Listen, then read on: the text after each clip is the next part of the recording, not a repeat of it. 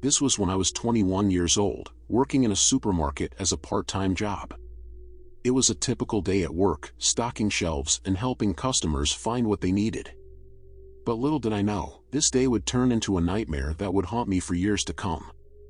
It started with a man approaching me in the cereal aisle, asking me about a specific brand of cereal.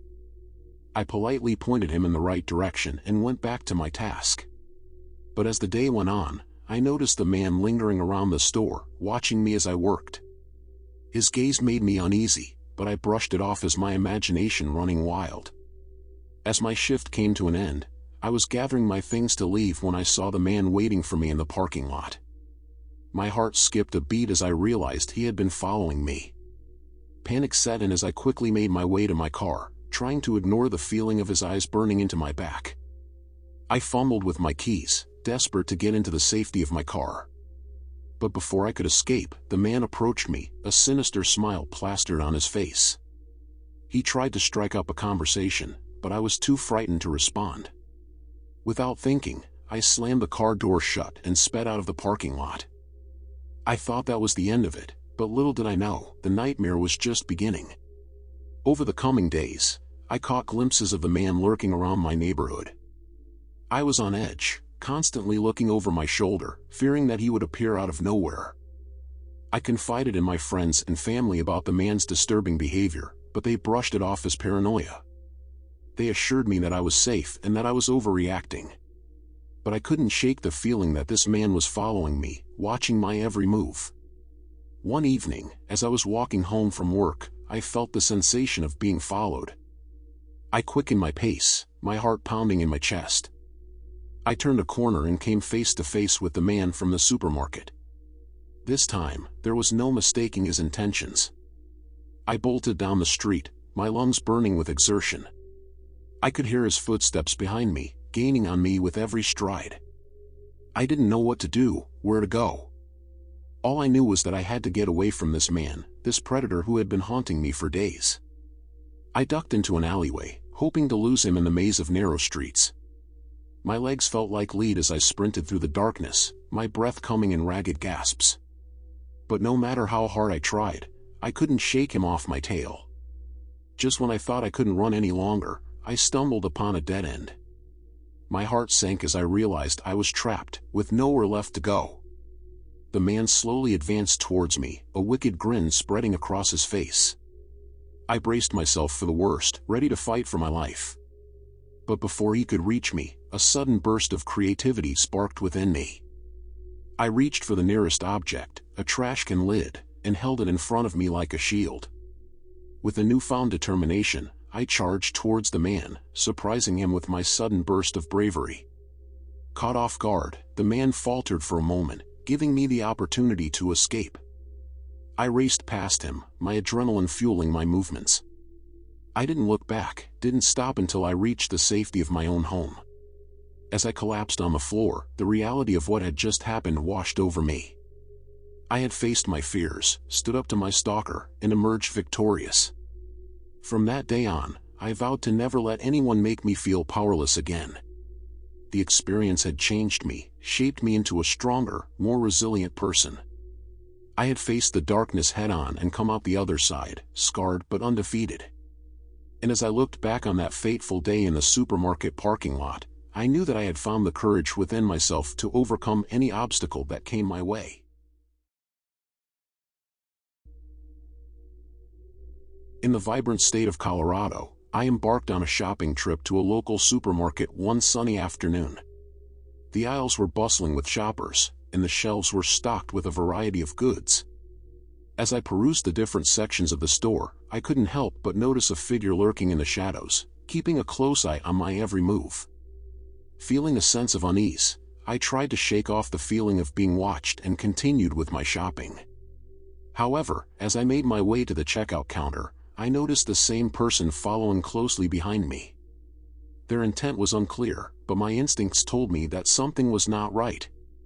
After paying for my purchases, I headed towards the parking lot, only to find a mysterious individual waiting for me outside. They approached me with a desperate look in their eyes, asking for money to help them out of a tough situation. Feeling a sense of pity, I reached into my wallet and handed them a few dollars, hoping to alleviate their troubles. To my surprise, the stranger requested a ride to a nearby location, claiming that they had no other means of transportation. Reluctantly, I agreed, against my better judgment. As we entered my car, I couldn't shake off the feeling of dread that washed over me. As we drove in silence, I couldn't help but feel the tension in the air grow thicker with each passing moment. Suddenly, the stranger made a sudden movement, attempting to grab hold of the wheel and steer the car in a different direction. Shocked and terrified, I pushed them away, trying to regain control of the vehicle. However, the stranger persisted, refusing to let go of their grip on the wheel. Panic set in as I struggled to keep the car on course, my heart racing with fear and adrenaline. In a desperate attempt to protect myself, I reached for the door handle, preparing to jump out of the moving car. Before I could make a move, the stranger spoke in a deranged tone, claiming that they were being chased by unknown assailants and needed my help to escape. Their words sent a chill down my spine, as I realized the gravity of the situation I had unwittingly walked into. Fearing for my safety, I made a split-second decision to pull over to the side of the road, hoping to find help or escape from the madness unfolding before me. As the car came to a stop, I urged the stranger to get out and leave me in peace, but they refused, insisting that I was their only hope for survival. In a moment of clarity, I realized that I had to take matters into my own hands and put an end to this nightmare. With all the strength I could muster, I confronted the stranger and demanded that they leave my car immediately. To my relief, they finally relented, opening the door and stepping out onto the roadside. As I drove away from the scene, my heart still pounding with adrenaline, I couldn't help but reflect on the surreal chain of events that had transpired. The encounter had left me shaken and bewildered, unsure of what to make of the stranger's erratic behavior and the danger they had posed.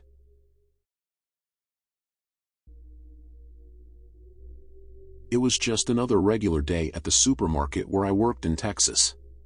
The shelves were stocked, customers were milling about, and my fellow employees were buzzing around the store. However, there was a newcomer among us, a quiet and introverted guy who had recently started working with us. His name was David, and from the moment he arrived, it was clear that he was different from the rest of us.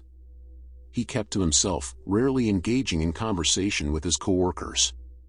While the rest of us would gather in the break room or go out for lunch together, David would always eat alone, lost in his own thoughts. Despite his reserved nature, David was a good worker.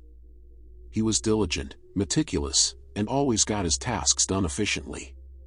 However, there were moments when he would freeze in place, his eyes distant as if he were lost in a world of his own. It was during one of these episodes that I witnessed something that sent a chill down my spine. I had gone to the restroom one day, only to find David standing in front of the mirror, staring at his reflection with a blank expression. He didn't move for what felt like an eternity, his eyes fixed on something unseen. I cleared my throat, trying to get his attention, but it was as if he were in a trance. Eventually, David snapped out of it and hastily left the restroom, leaving me shaken by the strange encounter. I couldn't shake the feeling that there was something off about him, something lurking beneath the surface that I couldn't quite put my finger on. Despite my reservations, I continued to work alongside David over the next couple of months. He remained just as introverted and distant as ever, but there was an air of unease that had settled among the employees. We couldn't quite pinpoint what it was, but there was a sense of foreboding that hung over us whenever David was around. And then, one day, David didn't show up for his shift. We all assumed he was sick or had some personal emergency, but as the days passed without any word from him, rumors began to circulate among us. It wasn't until a week later that the truth emerged. I overheard two of my coworkers talking in hushed tones about David's sudden disappearance. It turned out that he had been arrested for attempted murder. Shock and disbelief washed over me as I struggled to comprehend how the quiet and reserved guy I had worked with could be capable of such a heinous act. The details were murky, but the story that eventually surfaced was chilling. David had allegedly tried to kill his own grandmother in a fit of rage, a fact that seemed inconceivable given his mild-mannered demeanor. It was a stark reminder that you never truly know what demons someone may be battling beneath the surface.